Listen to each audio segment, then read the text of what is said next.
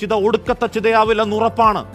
ആ പിടിപ്പുകേട് പറയുമ്പോൾ അയ്യോ പോലീസിന്റെ ആത്മവീര്യം തകരുന്നേ എന്നാണ് വിലാപമെങ്കിൽ ആ വീര്യമൊക്കെ തകർത്ത സംവിധാനത്തെ അങ്ങേയറ്റം നിർവീര്യമാക്കിയിട്ട് കാലം എത്രയായതാണ്.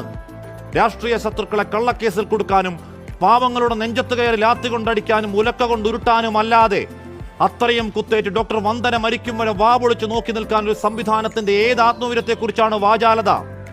മിടുക്കിയായി യുവ ഡോക്ടർ കുത്തേറ്റ് വീണ ഒരു ആശുപത്രിയിൽ പ്രാഥമിക ചികിത്സ പോലും ഇല്ലെങ്കിൽ ആ ചികിത്സയ്ക്ക് കിലോമീറ്ററുകൾ താണ്ടി ഒരു സ്വകാര്യ ആശുപത്രിയിൽ എത്തണമെങ്കിൽ അവിടെ നിന്ന് പിന്നെയും കിലോമീറ്ററുകൾ താണ്ടി മറ്റൊരു ആശുപത്രിയിലേക്ക് പോകണമെങ്കിൽ വിളിക്കേണ്ടത് നമ്പർ 1 ആരോഗ്യ കേരളമെന്നല്ല, ഗതികെട്ട ആരോഗ്യ കേരളമെന്നാണ്.